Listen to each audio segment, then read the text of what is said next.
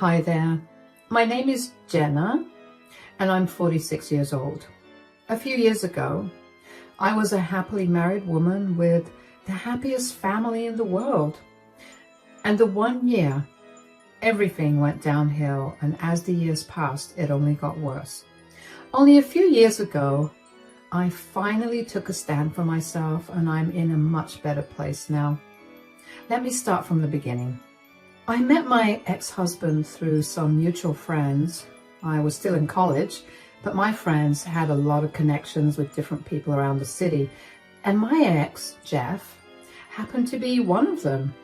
Jeff was the son of one of the most affluent businessmen in our city. He was being trained to become the CEO when I first met him, so he had this very domineering yet somehow meek demeanor to him that instantly drew me to him.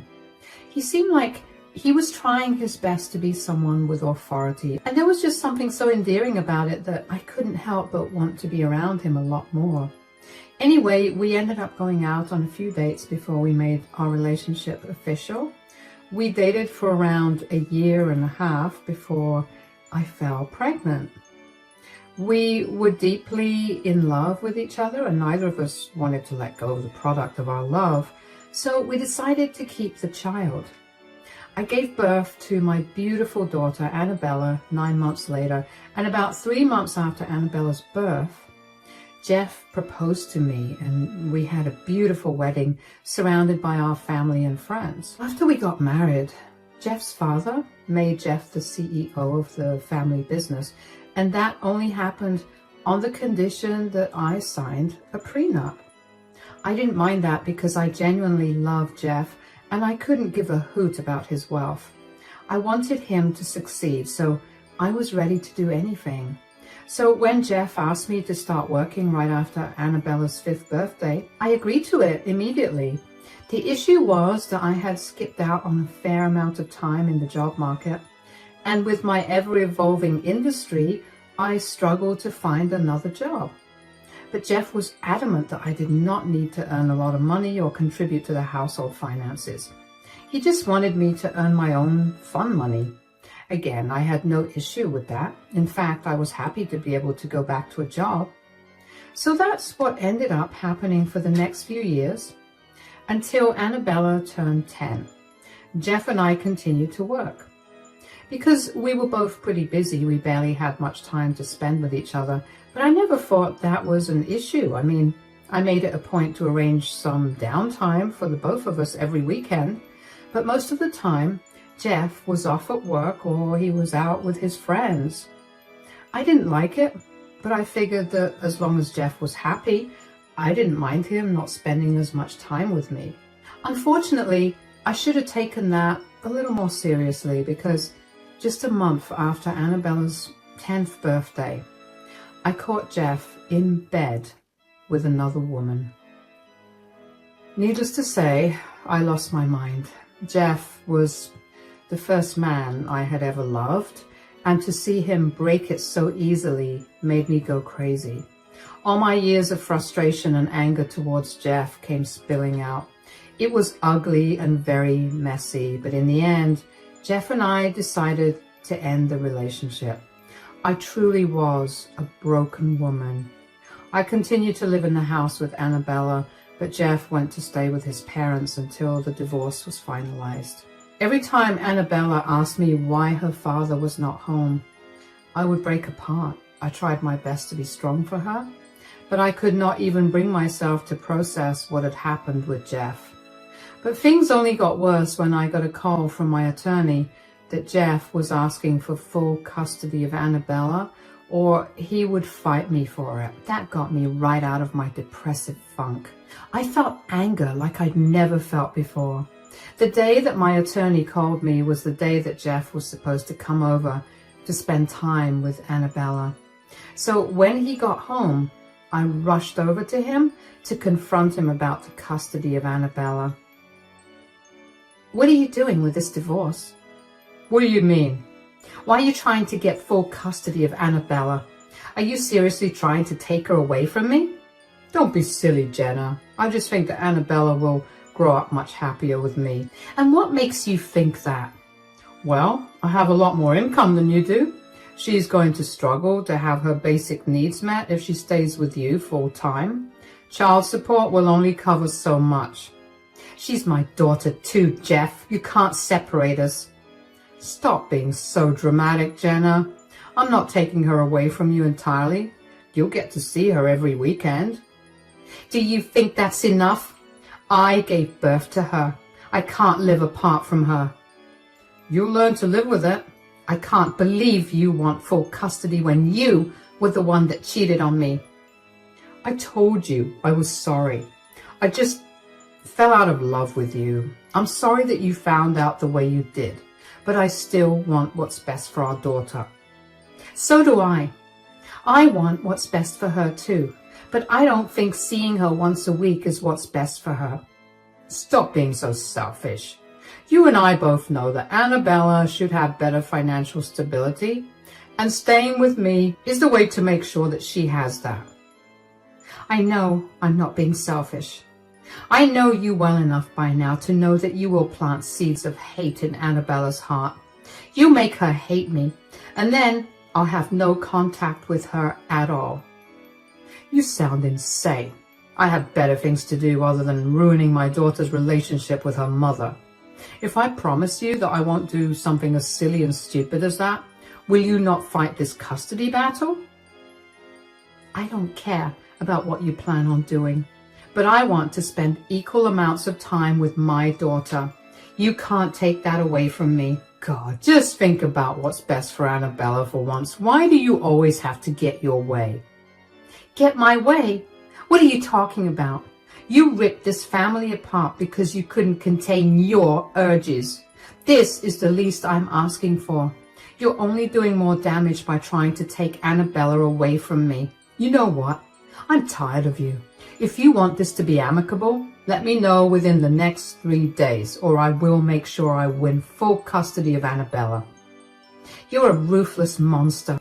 Yeah, you can call me whatever you want, but that isn't going to change reality. I'm the better parent, and there's nothing you can do about it. I could not believe the sheer audacity that Jeff had to try to take my daughter from me when he was the one who broke the family apart. Jeff refused to talk to me without our lawyers present after that, so there was no way for me to try to talk to him privately. At every turn, it felt like Jeff was taking pride in being able to beat me at everything, and that only made me spiral further. I ended up losing my job, and I couldn't keep up with the lawyer fees. All of that only led to me losing custody of Annabella, but I was granted custody every weekend. I hated that I would only be able to see Annabella every weekend, but truthfully, I was glad that I managed to be able to see her at all. Jeff did not go easy on me, and he made sure to make me suffer during the entirety of the divorce proceedings. Once the divorce was finalized, I was flat broken. My parents sent me some money to get me my own place, and it was just enough to rent a small apartment. I managed to get a job as a waitress, and that was what kept me alive for a long time. I could not bring myself to try for jobs in my field again because I was really depressed and I could barely handle my waitressing job. I would not have been able to handle an even high-pressured job. So I made sure to work hard and earn as much money as I could so I could spoil Annabella to the best of my abilities. At first, for the first 2 years or so, Annabella and I remained close. She would hate to leave me and would always come over with the biggest smile on her face and a skip in her step. And then the changes began to settle in. Annabella became a lot more reserved. She began skipping her stays with me. At first, I thought that it was Jeff's doing, but he was adamant about not being involved. He told me that he had no interest in my relationship with Annabella, so he wasn't going to interfere in it. He told me that Annabella was free to do whatever she wanted, and if she wasn't coming over, it was because she didn't want to come over. I spoke to Annabella about this, but she told me that she was too busy with schoolwork and wanted the weekends for herself. I accepted her answer, even though it hurt me. I mean, What kid would not want to spend time with their mother? Still, I kept my door open to her, and every once in a while, Annabella would come over. She'd be in tears about something. I'd comfort her. She'd tell me how lucky she was to have me as a mother, and she'd stay in contact with me for about 2 weeks before going back to ignoring me. You'd think that every time she did that, I'd learn that it was all some game to her. But it hurt just as much as the first time, every time she did it. I would comfort her and bask in her praises of me. I would work harder to make sure that she was happy and doing better than she was at her dad's place. Don't get me wrong, I didn't do any of that because I wanted her to choose me over her father. I only did that because I wanted to see her happy. And if I had the faculties to make that happen, you best bet that I did that. Eventually, it got to a point where I hadn't seen Annabella in over 8 months. Every time I tried to get a hold of Annabella, she'd either decline my calls or give me some lame excuse for why she couldn't make it. I never stopped trying for even a second to get her to visit me. And then one day, she told me that she'd be coming to see me. I was beyond ecstatic. When she arrived at my place, I greeted her as warmly as I could. "Hi, sweetie. It's been such a long time since I saw you." "Yeah, I guess. I'm so sorry that I haven't had the time to meet you as much. I've been really busy with work and my rent increased, so I've been pulling a lot more overtime to make up for it." "Why are you explaining yourself? It's whatever. I don't really care." "You seem upset with me. I wish I could change things, but..." "Mom, stop it. I'm not upset with you for not visiting me as much. I mean, to be fair, if I wanted to meet you, I would make more of an effort as well." "What do you mean?" "Most of the time when you're finally free to meet me, I can tell you that I'm busy. The truth is, I'm never busy. I just prefer Dad's place to yours." "Oh, yeah, I get that it's mean, but I also know that if I let you sit with that guilt any longer, it'll become my problem for the rest of the weekend. I'm sorry I've made you feel like my problems are something that you have to deal with, but if you don't mind me asking, why are you being so rude to me?" "Isn't it obvious by everything I just told you? I don't want to be here." "Oh, I get that. But you almost always never want to be here. Yet you're nice to me. What's different this time?" "That's none of your concern." "It is, considering I'm your mother and I'm bearing the brunt of whatever's making you feel this way." Fine. Something's bothering me and I don't know how to feel about it." "All right, that's a start. Tell me what's bothering you." "Well, Dad's been seeing someone for the last 2 years. "Uh-huh. And I guess their relationship was going really well because 3 days ago, Dad told me that he was going to propose to his girlfriend." "Oh, wow. And that's been bothering you?" "Yeah, I guess. I'm just scared that Dad's going to forget me because he'll get too wrapped up with his girlfriend." "Have you met his girlfriend?" "Yeah, like twice. I mean, she seemed nice and she looked like she really loved Dad. Dad looked happy and I guess I'm happy for him, but I'm still scared that she might make Dad turn his back on me like some evil stepmother." "I don't think that will happen." "How do you know that?" "If there's one thing that I know about your father, it's that he loves you a lot. He will never jeopardize your future for something that he wants." "But what if he does?" "If he does, which he won't, you'll have me. I know you're not my biggest fan, and I know that we don't exactly have the best relationship, but you're still my daughter. I want to spend as much time as I can with you. I know I won't be able to provide you with the same lifestyle your father has provided you, but I'll make sure that you'll always have everything you want and need." "That's sweet, Mom. But I seriously don't want Dad to change or his wife to be a monster. Things will work themselves out. Don't worry about a thing. How about we eat some ice cream and watch your favorite movie now? I feel like that would cheer you up." "Yeah, let's do that." I will admit that hearing that Jeff was getting married again made me feel a little upset. I know that he was no longer mine, but it felt odd. So I couldn't imagine what must have been going through Annabella's mind. I did my best to put her mind at ease, and I kept reassuring her that if hypothetically things went south between her and her father, I would be there for her. Now, at this point, I had grown so numb to Annabella's emotional torture that I even began overlooking her snide insults aimed at me. I was so desperate to spend time with her that I overlooked her disgust of me and my way of life. That was my biggest mistake, not noticing things. After Annabella went back home to her father that time, I never properly saw her after that. At best, she'd visit me for my birthday and the holidays for an hour, and that was it. I was a broken woman. Nothing in the world could bring my spirits up. And I became pretty comfortable in my sorrow. While I was rotting away, Annabella began to live out all her dreams. Her father got married to a beautiful woman, Gwen, who she would flaunt on social media as her true mother.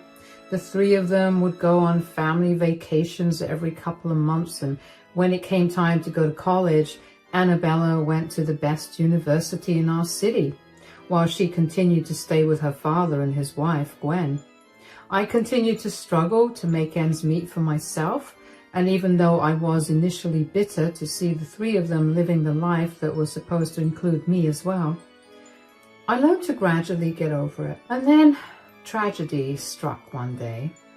Jeff got into a horrible accident where he died on impact. Needless to say, Annabella was a wreck. I wasn't a mess in any sense, but I was affected by his death too. He had been a huge part of my life for a long time, and even though things soured between us, it didn't mean that he didn't hold a special place in my heart. Even though I desperately wanted to reach out to Annabella, I gave her the space I knew she wanted. After Jeff's funeral was done, I went over to her place and spoke to her for the first time in a very long time. "Hey, sweetie, how are you doing?" "Well, my father just passed away, so I definitely don't feel good."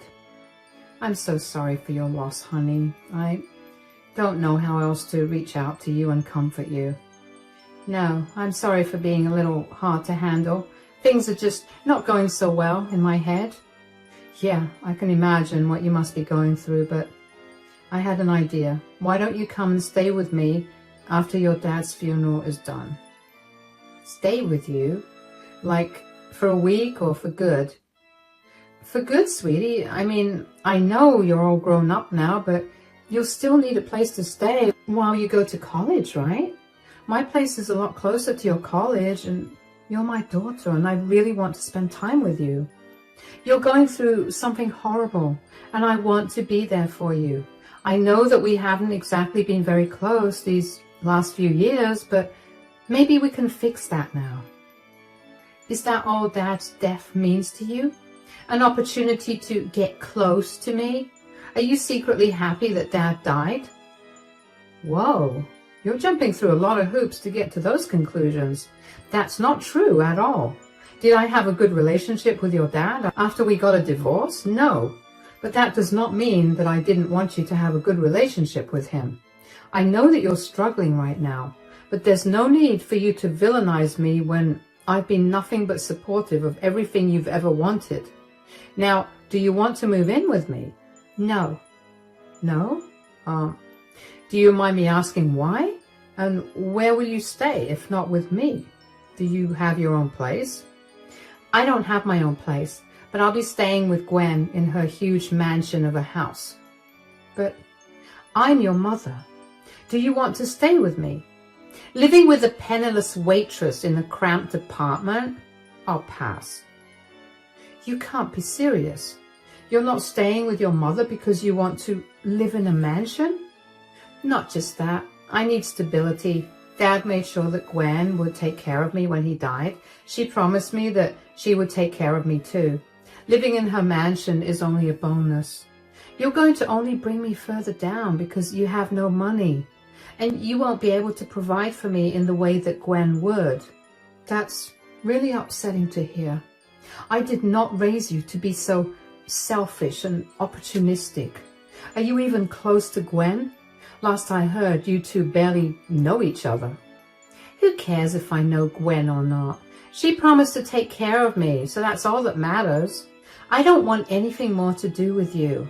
I only kept my relationship with you because Dad forced me to.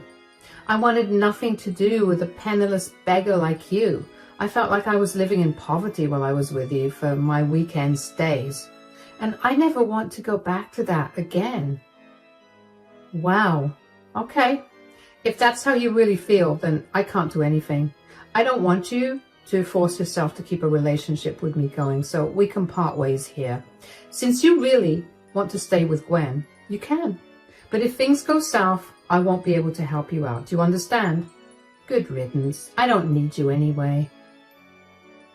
Annabella shoved me out of the house and then slammed the door in my face. I felt so shocked that I didn't even know how to react. I never anticipated Annabella to actually tell me what she really thought about me. I had only gone there to be there for her in her hard time, and instead, I got slapped with the biggest insult of all.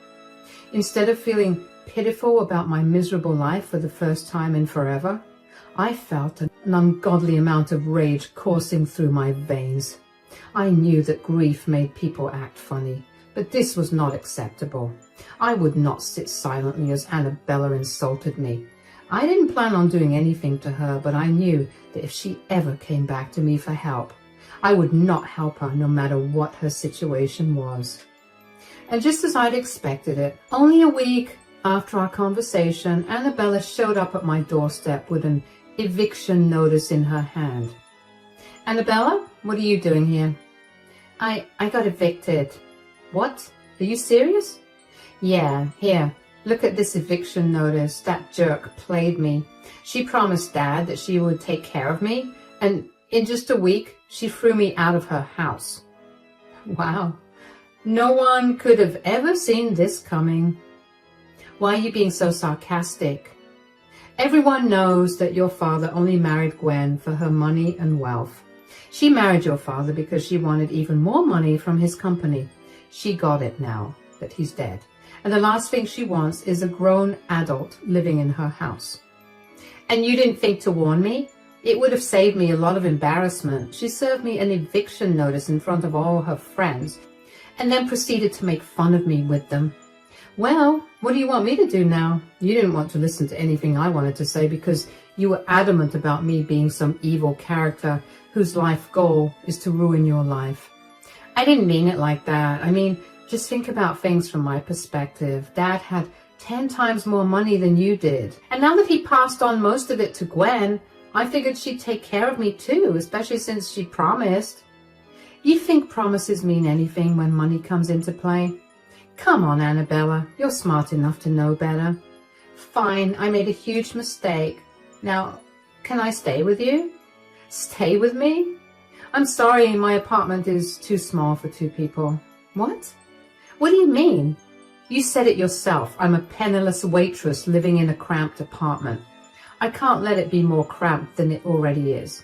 You're going to have to find another place to live. Are you seriously not going to let me stay with you because of what I said last time? I was grieving. You can't hold that against me. Just because you're grieving, it doesn't mean that you get to say hurtful things and not suffer the consequences of it. I know you lost your father, but I lost my first love. Yeah, I know we ended up parting on really bad terms, but I still cared for him.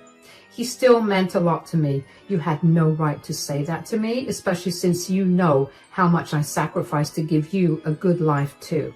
You disrespected and belittled me, so I don't see any reason for me to let you stay here. But I'm your daughter. You can't just leave me hanging like this. And I'm your mother. Yet you still had no problem dismissing me in favor of a woman you barely knew. You need to learn that actions have consequences. I didn't even do anything. You said enough. You told me how you really feel. I don't want anything more to do with you. What do I do? Where do I stay? Figure it out. You're smarter and richer than me, so you work something out. Bye, Annabella. It hurt me beyond words to tell Annabella to figure her life out on her own, but I had reached my breaking point with our last conversation. Annabella had always done this. She would use me for the little time that she needed me, and as soon as she got back on her dad's good side, she'd leave me again. Yes, I know that she was only a child at that time, but I was also struggling. I never did anything to hurt her or stop her from doing the things she wanted. I made sure to do everything I could to make her happy. And if that meant spending my entire paycheck to give her one thing, I'd do that. Of course, I never made it seem like she was lucky to have her basic needs met by her mother, but she knew firsthand how hard I had been working to provide for her. She saw how much I loved her and how much I longed to spend time with her. And still, she'd choose to hurt me over and over again. I knew that if I gave Annabella a place in my home for even a few days, she would manage to convince me to let her stay with me until she found someone else to run off with and hurt me again. I was tired of constantly living on the edge. All I wanted was to provide my daughter with all the love and affection that I could give. But she would constantly stamp out all my efforts and laugh in my face. That takes a huge toll on me, and yeah, I knew that I was only kicking her when she was down, but what was a penniless waitress like me supposed to do? In the days that followed, Annabella managed to find a place to stay with her friends. She had quite a bit of money from her father's inheritance, so she was able to get herself an apartment. But it would take a few months until she could move in. She couch surfed during those months, but she made sure to text me every day about how much of a disappointment I was to her as a mother. It hurt like crazy to read those messages, but I learned to ignore them. I knew I was doing what was best for her at the end of the day. She needed to learn that her actions have consequences, and if that lesson has to come through me, then so be it. Annabella eventually moved into her own place and found a good job to support herself. She stopped texting me, and I think I've been blocked, but I haven't really checked. I booked myself a therapist, and I've been going to therapy regularly for the last 6 months. I've gradually learned to be proud of myself for standing up to Annabella. I'm glad that I finally put my foot down and stood my ground. It's been really hard to accept myself for letting go of my baby girl, but in the end, it was a decision I had to make for the better of both of us. Life is still continuing, and I'm only getting better. I recently got promoted to manager, so not only does that mean that I'm gradually doing better for myself, but it also means that I'm no longer a penniless waitress. Thanks for listening to my story.